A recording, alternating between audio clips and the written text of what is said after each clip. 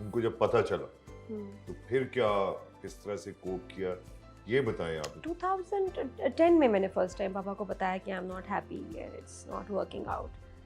तो अब्बा ने कहा कब से?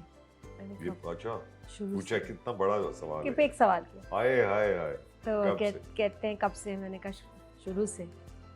तो कहते हैं अब तक क्यों नहीं बताया, अब तक क्यों नहीं वापस आई? मैंने कहा नहीं, अब निभाना था, करना था। तो अब्बा ने कहा, और मैंने कहा पापा लोग क्या कहेंगे, लोग क्या कहेंगे, आप अपसेट होते हैं? कहते क्यों, क्या बात के शादी की थी, इज्जत से की थी, सबकी मर्जी से की थी, तुम्हें किस बात का डर था या शर्म थी?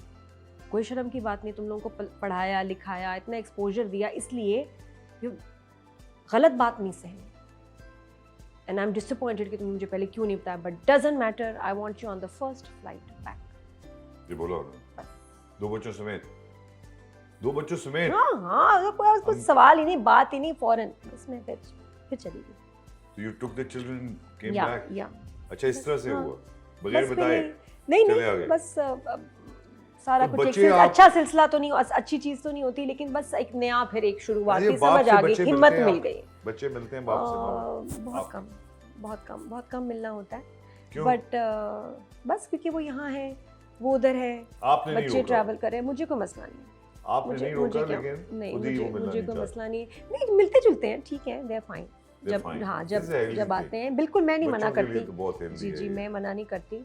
He is a good father और मिलना चाहिए। और फैसल जब से- मैनेज होता है तो वो मैनेज करता है, वो ज़रूर मिलता है बच्चों से। फिर वालदा का क्या रिएक्शन जब आप आ, घर आ गई वापस? मम्मी का पता है क्या है, क्योंकि मेरी बहन की डेथ हो गई थी, मम्मी उन दिनों में ना बस बड़ा वैसे ही बच्ची की ठीक नहीं थी। फरी के बाद मुझे अपना उनको नहीं, इतना मुझे लगता कि उनको गम था, वो बस फरी के गम में चल रही। नहीं, मैं आपका भी गम ही होगा ना, हाँ। जब बच्ची एक बेटी की डेथ होने के बाद हाँ, एक और बेटी वापस। नहीं और ऐसा नहीं यहाँ था, इस मुल्क ऐसा में तो- अम्मी को ये नहीं था वापस। अम्मी फरी के, और उस वक्त अम्मी फिर बीमार हो गई थी। अम्मी को हो गया था कैंसर, और अम्मी उस वक्त स्ट्रगल उसमें थी, टर्मिनल कैंसर अम्मी देर से की पता चला। अम्मी का कैंसर जब पता चला तब ट्रीटेबल था और ऑपरेट हो सकता था। तो डॉक्टर्स ने ये कहा था कि इसको हम फौरन ऑपरेट करेंगे। तो हम लोग खुश थे कि शुक्र है ठीक हो जाएगा, कैंसर ऐसा है। मम्मी की वेट की वजह से ऑपरेशन नहीं हुआ, कोई डॉक्टर नहीं करता था वेट कि अम्मी के जो वज़न ज़्यादा है उसकी वजह से, जो एनेस्थेटिस्ट था कहता था कि भाई अगर हम इनको एनेस्थीसिया देंगे तो वापस नहीं ला सकेंगे, तो इसलिए ऑपरेशन सेफ नहीं है। तो अम्मी का जो रीज़न था एक ये कि ऑपरेट हो ही नहीं सका जो हो सकता था। उन्होंने कोशिश नहीं की अपने वजन कम करने की? टू लेट, एज अब इतनी ज़्यादा थी, और फिर इतना टाइम नहीं था कि अब हम वेट लॉस कराएं। तो उसके बाद ये अम्मी के कुछ हेल्थ इश्यूज थे। अम्मी बहुत अरसे से बेड रिटन थी, अम्मी ज़्यादा वॉक नहीं कर पा सकती थी कुछ सालों से, तो उसकी वजह से भी वज़न, हार्ट की पुअर कंडीशन।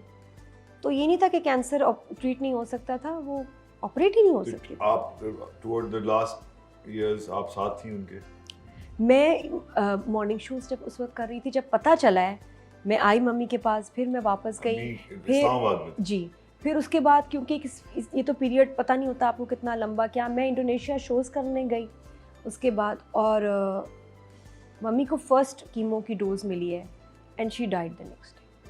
बस किसी को नहीं वालिद ने पता। बताया कि वो कीमोथेरेपी करवाने ले जा रहे हैं। हाँ, वो तो मुझे पता था, उससे पहले भी मैं ट्रीटमेंट में मैं आती रहती थी, मतलब साथ थी। एक पहली ट्रीटमेंट हुई, उसके अगले दिन पहली कीमो के बाद मम्मी जो थी she passed. लास्ट टाइम कब मिले थे आप?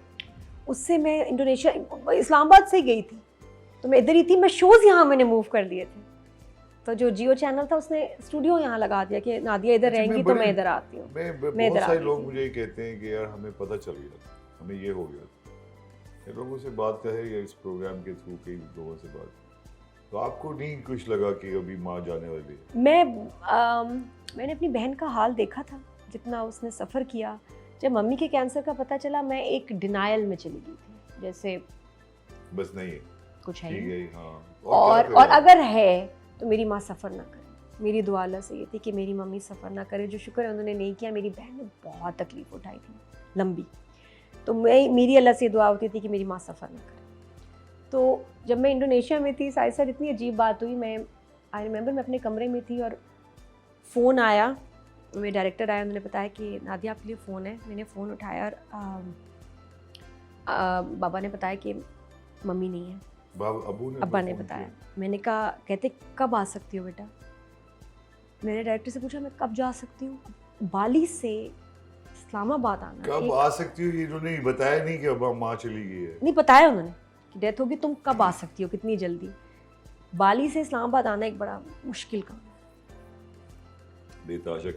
बहुत कनेक्टिंग फ्लाइट्स हैं, आप पहुंच नहीं सकते 2-3 दिन से पहले। मैंने डायरेक्टर से कहा, उसने कहा जल्दी तो नहीं होगा, 2-3 दिन लगेंगे, यही बोला। अच्छा मैं नॉर्मल बात करी, मैंने कहा पापा 2-3 दिन लगेंगे।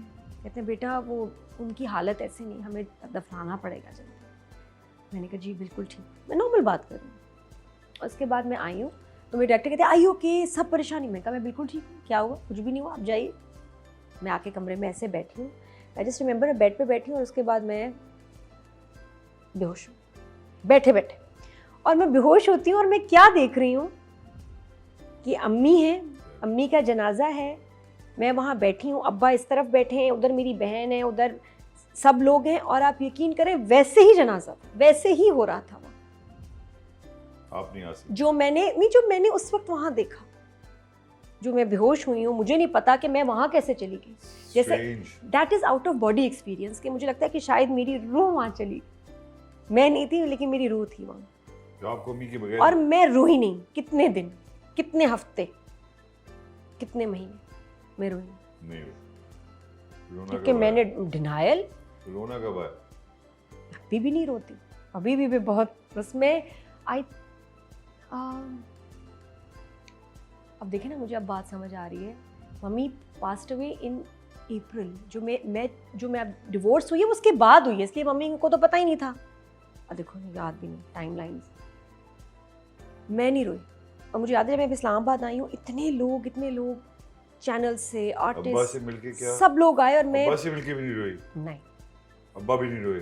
अब्बा तो बहुत रोए, अब्बा वाज डेवास्टेटेड। अब्बा तो कितना अरसा जाके मम्मी की कब्र पे, आर्मी ग्रेवयार्ड है, वहाँ जाते थे, रोज वहीं बैठे रहते थे। जिंदगी में तो डराए रखा, और प्यार बहुत था। अब्बा का रौब था कि उसकी वजह से अम्मी अलर्ट हो जाती थी कि अब्बा को कुछ शिकायत ना मिले। ये इतने मुश्किल से हम बच्चों को यहाँ तक लेके आते हैं, फिर ये आप देखती हैं आपकी जो ज़िंदगी इतनी मुश्किल से गुजरी, फिर डिवोर्स जैसी चीज़, और इतनी आप मशहूर हैं माशाल्लाह कि आपकी तो हर चीज़ के ऊपर एनालिसिस होते हैं और पता नहीं क्या क्या।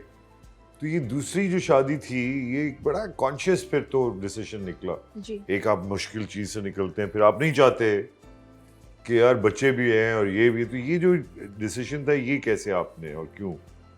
ये डिसीजन था जब आपको याद है सैलाब आए थे कराची में, आए थे। बहुत बारिश हुई। वो अभी दुबई में भी आए आप हमें पाकिस्तानी को ना करें सिर्फ। लेकिन जब कराची की बारिश चलिए, जब कराची में आए तो क्या हुआ था बताओ? 20 की बात है क्या? आई जस्ट रिमेम्बर कि उन दिनों में कुछ ऐसे वाकयात हुए कि मुझे लगा कि यार जिंदगी कम हो जाएगी, जिंदगी मतलब एक आपका उस वक्त लगा, मुझे उससे पहले नहीं लगता था। मैं कहती थी मैं तो खुद आदमी हूँ, मुझे किसी आदमी की ज़रूरत नहीं। मुझे उस वक्त लगा क्योंकि अल्लाह ताला आपके ज़हन में डालते हैं, आपको तैयार करते हैं, क्योंकि आपकी ज़िंदगी में कुछ होने वाला है। उससे पहले कभी नहीं मुझे लगता था। लेकिन कुछ ऐसे इवेंट्स हुए घर में, जैसे रात को पुलिस आ गई, साथ वाले घर में डाकू हैं, हमें घर की तलाशी लेनी है, डाकू आए हैं, और मैं अकेली लड़की। फिर 1-2 दफ़ा हुआ मैं बीमार बहुत हुई, मुझे स्पैज़म्स होते थे शदीद बैक की वजह से, तो मुझे हॉस्पिटल ले जाना होता था, तो मुझे ड्राइवर उठा के लेके जा रहे हैं, कुक और ड्राइवर उनकी गोद में, अब मुझे बेचारे हेल्प करके लेके जा रहे हैं। मुझे लगा यार ये सही नहीं है, सही है, बच्चे छोटे हैं, फैसल को कैसे मुझे अगर जाना चाहिए कोई आपका मुझे वहां उस वक्त लगा कि यार, और फिर भी ये मैं सारी बातें मान रहा हूँ। आपके फैसल के अंदर कौन सी ऐसी बात थी कि जिसने कहा आपने कहा यार ये आदमी सही है? सबसे बढ़ के ये कि Pakistan air force, when he told me कि he's a fighter pilot। यार ये जो खवातीन का ना एयरफोर्स के लोगों के चक्करों में पड़ता था, नहीं, मुझे खास खूबसूरती है।